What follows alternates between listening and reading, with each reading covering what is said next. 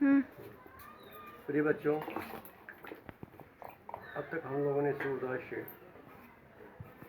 के पद का कई भागों में अवलोकन किया। अब कथा काफी आगे बढ़ गई है। सूरदास जी के मित्र उद्धव जी गोपियों को समझाने के लिए आए हैं और गोपियों को समझाते हैं कि छोड़िए श्री कृष्ण को और निराकार ब्रह्म की उपासना करिए। गोपियां सुनती हैं, जिसका बड़ा ही सुंदर वर्णन उद्धव शतक में दिया गया। और अंत में गोपियां उद्धव जी के निराकार ब्रह्म पर व्यंग करते हुए कहती हैं कि उद्धव मन न भय 10-20, एक हु तो सो गयो श्याम शंको अवराधेश। इंद्रिय शिथिल भई के साविन ज्यों देहि विशेष, आशा लागी रहत तन श्वासा जीवन कोटि बरीस। तुम तो सखा श्याम सुंदर के सकल जोग के ईश, शोर हमारे नंदन बिन और नहीं जगदीश। एक ही शब्द में गोपियों ने कह दिया कि हे उद्धव जी, आप जो कहते हैं निराकार ब्रह्म की उपासना हम कर लेते, कब? अगर हमारे पास 10-20 मन होता। एक ही तो मेरा मन था और हम लोगों की जो एक ही आत्मा थी उसको भगवान श्री कृष्ण अपने साथ लेते गए। एक भूतो शो, एक ही तो था हमारी आत्मा, मन एक ही था। गयो श्याम संग, जो श्री कृष्ण के साथ ही चला गया। अब हमको अवराधे, किस मन से आपके निराकार ब्रह्म की उपासना करें। इंद्रिय शिथिल भई के सौविन, शरीर की दशा ये हो गई कि हमारी इंद्रियां शिथिल हो गई हैं। श्री कृष्ण से विलग होकर के हमारी इंद्रियां बिल्कुल हमारे बस में नहीं है, काम नहीं करती है। कैसे?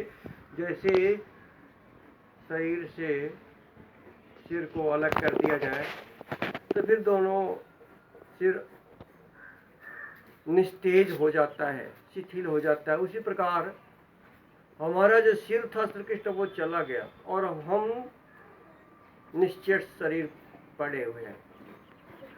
आशा लागी रहती तन श्वासा, एक ही आशा है हमारे शरीर में जो सांस आता जाता है, एक ही आशा है कि श्री कृष्ण लौट के आएंगे।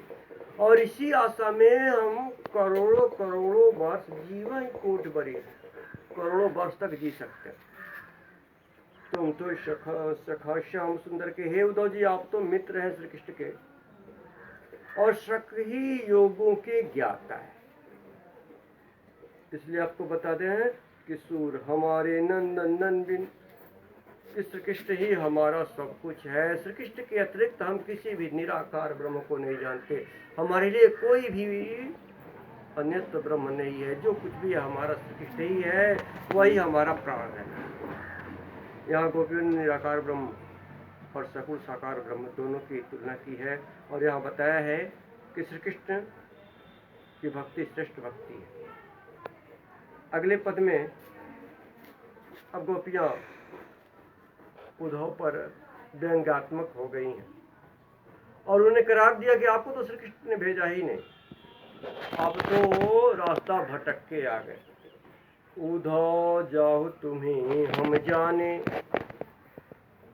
श्याम तुम्हें यहाँ नहीं पठयो तुम हो बीच भुलाने। ब्रज नारी सो जोग कहत हो, बात कहत न जाने। बड़े लोग न विवेक तुम्हारे, ऐसे भय अयानी।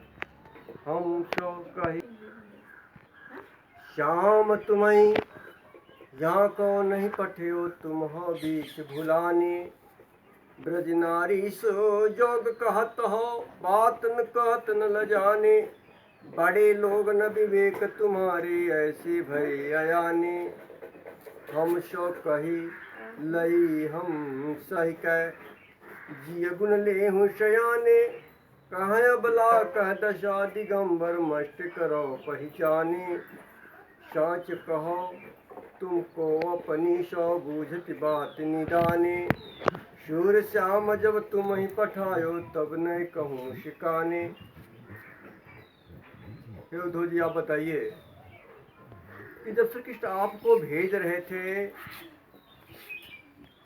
तो कहीं भेजते समय मुस्काए थे कि शांत चित्त थे? अब इन्हीं बातों की हेर फेर में वो गोपियाँ कहती हैं कि उद्धव जाओ तुम्हें, हे उद्धव जी हमने आपको पहचान लिया, श्याम तुम ही। श्री कृष्ण ने आपको यहाँ नहीं पठियो, यहाँ नहीं भेजा, तुम हो बीच भूलाने। आप तो रास्ता भटक करके यहाँ आ गए हैं।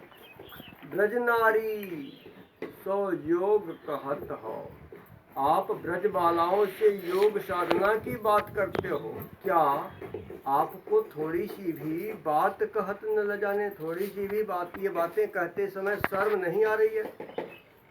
बड़े लोग न विवेक तुम्हारे, आपके पास तो बड़े लोगों के समान बुद्धि ही नहीं है।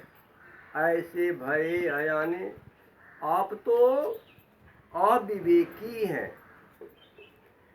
हमसो कहा लई हम सही के, आपने हमसे ये बातें कही और हम आपकी बातों को सुन लिए, कैसे जिय गुण ले हुसैन। जैसे बुद्धिमान व्यक्ति अच्छी चीज़ों को ले लेता है और बुरी बातों को छोड़ देता है, उसी प्रकार हमने आपकी कही हुई अच्छी बातों को जो श्री कृष्ण से संबंधित है ले ली और शेष आपको लौटा दिया।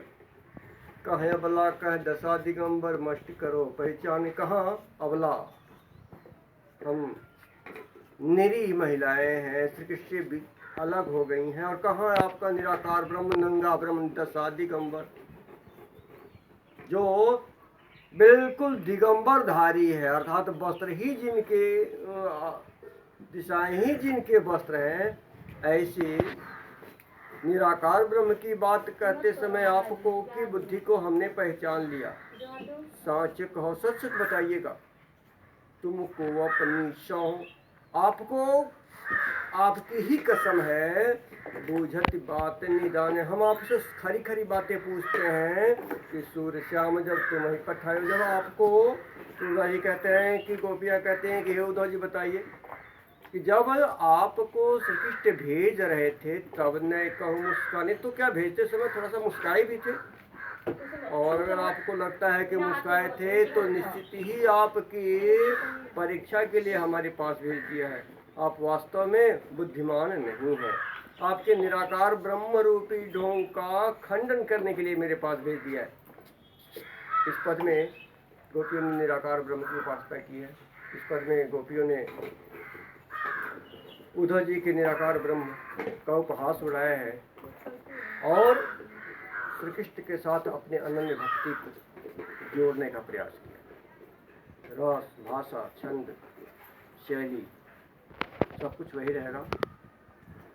मुझे लगता है, विश्वास है कि आप इन दोनों अवतरणों का संदर्भ, प्रसंग, व्याख्या और काव्यगत सौंदर्य लिखेंगे।